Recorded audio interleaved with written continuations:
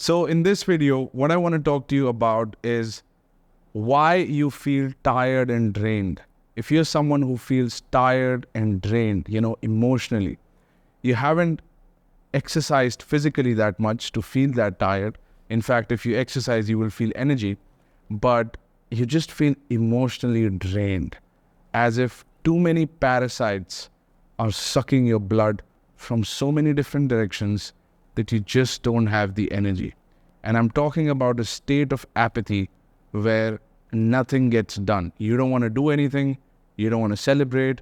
You don't want to eat. You don't want to do absolutely anything. And when you're chasing dreams, this is something that can happen and you can slip into this state. We call this state crash. And if it's a prolonged state where you feel like that, then you gotta have a complete re-evaluation of where you're heading in your life. So this is something that I went through and I recovered from it. And a lot of the entrepreneurs or people who want to get into entrepreneurs, or even if they're in a job, they go through this. So I'm going to be providing you solutions how to deal with this, because this is what is known as the low emotional bank account, where my mentor, he talked about this in the $50 billion documentary, where he says, we have two bank accounts in life. We have the emotional bank account and we have the financial bank account. And the reason our financial bank account is low is because of our emotional bank account. So what does he mean by emotional bank account? It's the level of energy you have. And you only have so much of energy in the day. You have to sleep, you have to eat, you have to have your food and, do these things. And if you have too many relationships which are non-financial, then a lot of your energy is going into non-financial activities where they take away your time and they don't give anything back.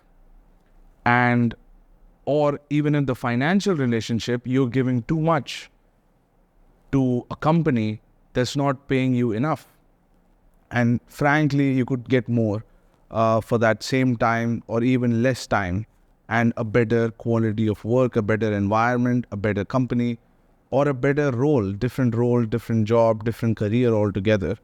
And you have to start thinking in that direction. So let's break it down one by one. Let's look at all the environments that you go to. You wake up in the morning, who's at your home? Do you live with your family, mother, father, or do you live with your girlfriend, wife? Write down their name. Siblings, write down their name. Roommates, write down their name. Then you go to office, your boss and your colleagues, write down their names. The tasks that you have to do, write down all of that. The income that you make from the work, okay. Coming back, do you face traffic? Write that down. How far is your work from your house? Write that down. And I'll talk about why am I getting into this evaluation. And then you come back home. How many hours do you work? Do you take the work back home? Do you always have to do work even after work? Okay, write that down. When you come back home, who do you meet? Do you have a wife, kids, or somebody else? Write all of their names down. And I'll tell you why I'm talking about all of these people.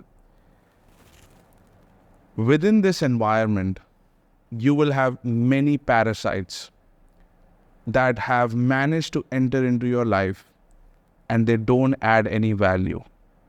And when I say adding value, I mean they don't add value to your future, to your dreams, to your biggest ambitions. If you write down a list of your goals and list of your dreams, what in this list correlates with the people that you meet on a daily basis? And that's something that one of the exercises that were given to us by Dan Pena is, who did you meet and what are your goals and how did they correlate? And you would find that there are too many people in your life that you give your time to, that you give your attention to, that have nothing to do with your goals. Okay? And I'm going to say something very confronting here. You have an ambition to be with a supermodel in your life. Okay, you want to date a supermodel, but you're giving your time to someone who doesn't look like that. I don't want to say mediocre, but she looks like she's mediocre, and you know it, but you still give your time. And what you want is this, and what you have is this. And as long as this stays in your life, you will never go after this. Just like that, you have your dream career, and then you have your current career. Now, things need to be transitioned over time gradually, but there has to be some kind of a plan that needs to be put into place. So, if you start doing evaluation as to what are my goals and what do any of these people have anything to do with that goal, you would be shocked as to how many things do not relate. And I would say for an average person's life, 80 to 90% of the things that they are doing, sincerely doing, diligently doing in a focused manner, have nothing to do with their goals or dreams. Absolutely nothing. And it's a complete misalignment with your vision. And what you have done is that you have dedicated your life to others' ends. You have become a means to other people's ends. And you're giving your time to people that are in fact using you for their benefit. Or maybe it's just your comfort zone. And you have orchestrated your life in such a manner that maybe you want to seem busy and you want to seem like you're doing something, but actually you're not aligned with that true potential. And this thing will constantly haunt you, and you know that the things that you're doing is completely draining your energy, and you're not being paid enough. I recently met a couple of months ago, I had a call with someone who was making about $2,000, and he was spending 12 hours a day to make $2,000. And he was spending the entire week working except for one day. So he would get one day off. He actually got 2 days off, but one of the weekends, the company would impose things for him to do. And even after coming home, he would be working. And he's got a wife, he's got a dad that he lives with, and he's got student loans and all kinds of things in this little $2,000 salary. He has essentially dedicated all his time to something that has nothing to do with the future he wants. And I know what his goals were. He had written down his goals. And I analyzed all of this and I was like, if this is your goal, what the hell are you doing? All of your time is spent in this activity, and you have evaluated how much money you're spending, where you're spending, but what about the energy? What about the time? You only have so much energy and time. And you have to manage the energy better than you manage money. And you have so many, if your goals are financial and your relationships are non-financial, in fact, 80% of your relationships, if they are non-financial, what the hell is going on there? And you will see the strange thing is that you would have to get rid of most of those people. I had to break up with my girlfriend. Okay, she had nothing to do with my future. Okay, I'm not saying something that I haven't done. I will never tell you something that I haven't done. I had to separate myself from my family because I just didn't see them living with me or us being aligned with the future. And I had to get rid of all of my friends except one who is doing what I do, mergers and acquisitions, and he would be, we have plans together. But apart from that, I don't have anybody from my past. Even the family, I have very, very limited contact. And you have to measure this thing, your energy. You have to manage it, and you have to be extremely conservative as to who you give your time to. I don't take all the meetings. I take only specific meetings that I know lead to a future specific outcome. Every meeting has an agenda. Before a meeting takes place, it's pre-decided what the intended outcome is. And that's how you got to manage the energy. And anytime someone is trying to take too much of your time, too much of your attention, you got to cut that shit out. And it's not that simple and it's not that easy. Why? Because these people, the non-financial relationships particularly, have leverage on you.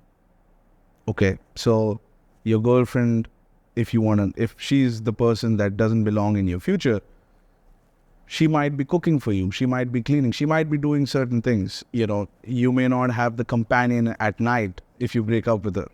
I'm just giving you an example. I'm not saying that you have to break up with your girlfriend, please. If she's the girl of your dreams, if she's the love of your life, I don't mean that at all. But for somebody who is not happy, I'm talking about that person. So I'm just using girlfriend as an example. So, because that was true for me. So if that is the case, if she's not aligned with the future, what is she doing in your room? Because you're spending X amount of hours in the day with her. Similarly, your job, if it's not aligned with your vision, why are you in it? I understand you have to pay expenses. There are other ways to pay expenses. You could start thinking in that direction. Could you be making 4 times more money? The answer is yes. In half the time, the answer is yes. I know people who are making $15,000, $20,000 a month, and I know people and spending way less time doing it than people making $2,000, $3,000. And the guy who's making $15,000, $20,000 doesn't have a college degree, and he's in his early 20s. Okay, and the guy who has a job is very well qualified. What is this dichotomy?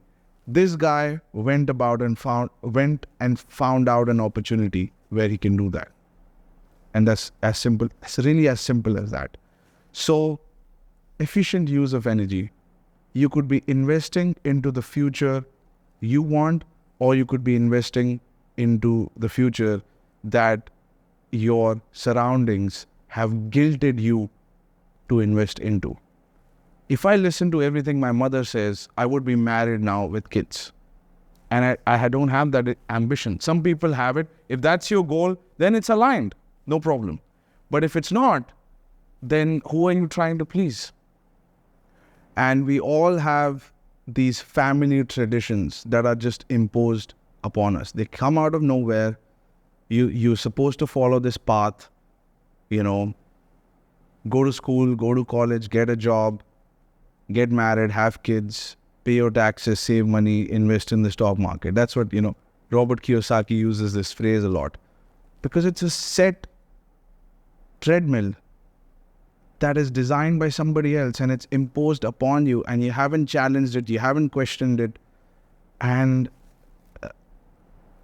you're working towards your destruction. Obviously, you're going to feel drained. Another thing about the work, how long you take. You're spending 2 hours on the road, unproductive time. Maybe you could listen to an audiobook, but there are ways to restructure everything. And this is an audit that you have to do.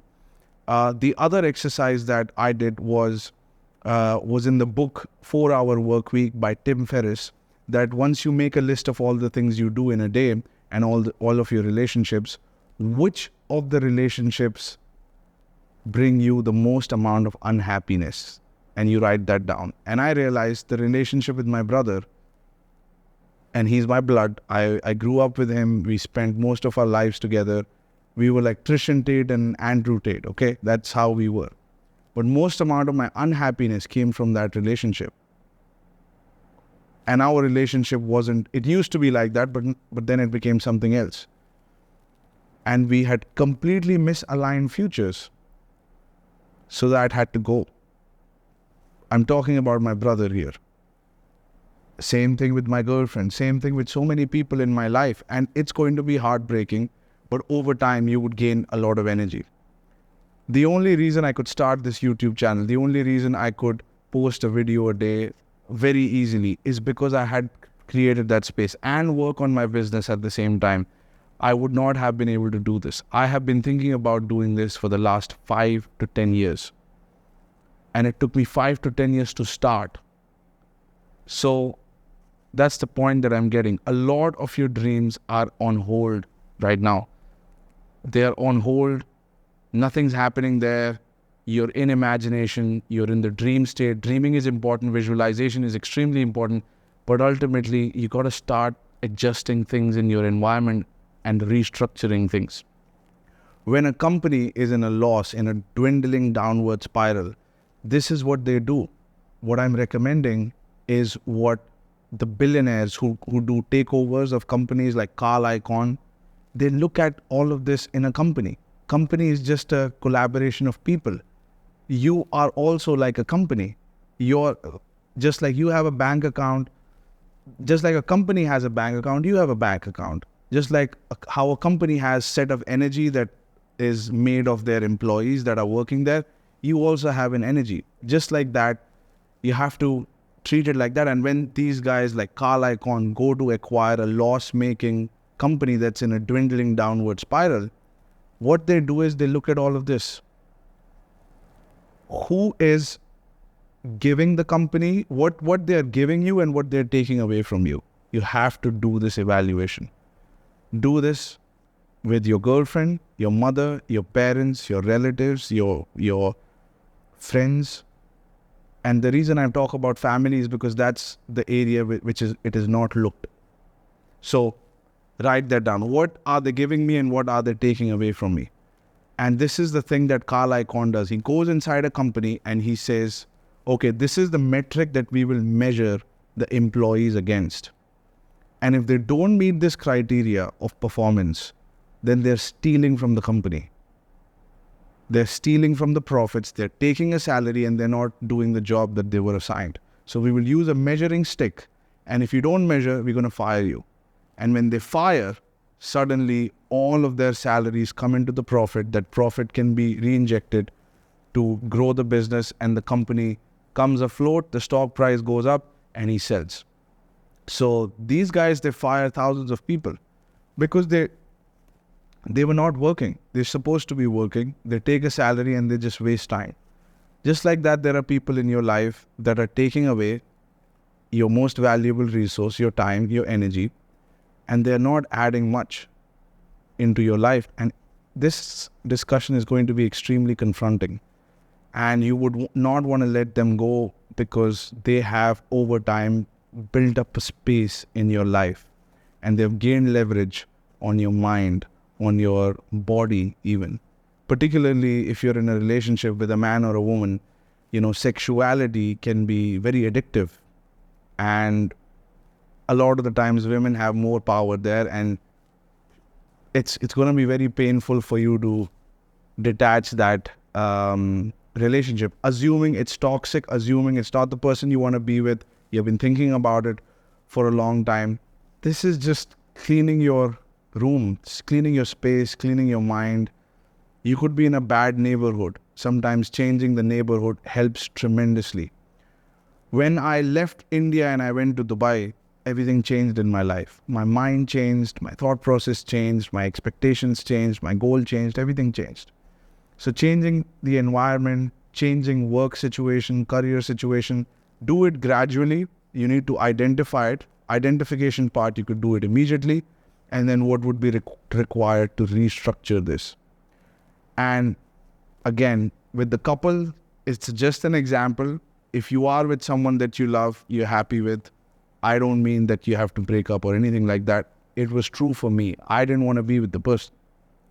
Only because the future was not aligned. I was happy in the present. It's just the future wasn't aligned. So we both mutually agreed to cut it out. So that's the point. And it's true with every other relationship.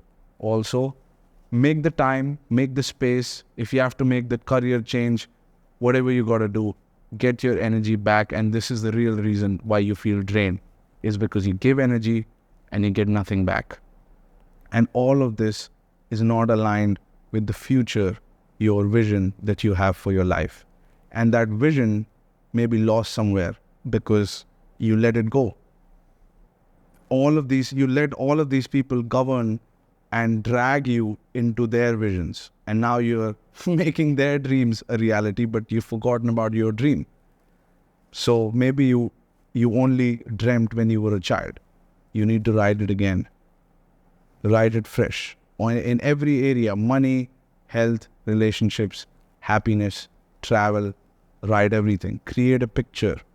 Write scenarios. Don't just write line items, Ferrari, this, that. Write complete scenarios, very elaborate scenarios.